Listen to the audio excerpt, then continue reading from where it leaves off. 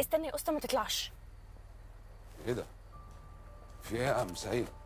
شنطتي بتعمل ايه هنا؟ امشي يا مظهر، خد شنطتك وامشي بسرعة قبل ما حد يشوفك. ايوه بس فهمني ايه اللي حصل؟ الست زيزي يا سيدي البلارينا اللي كنت بتأكلها ببقها فتنت علينا.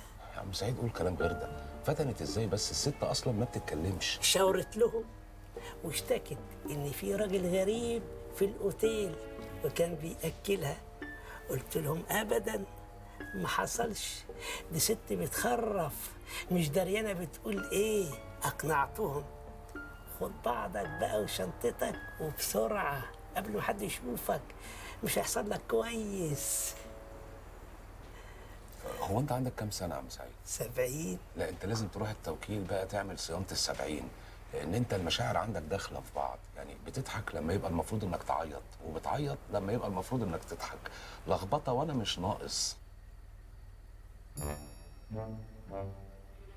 يا بنسى، نقول مبروك، دخلنا أرض العدو. بجد ده بنسى؟ هو اللينك ده مش شغال لي؟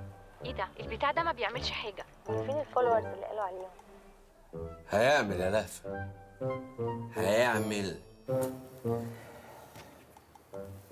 امشي يا مظهر. ماشي. يا خسارتك يا مظهر.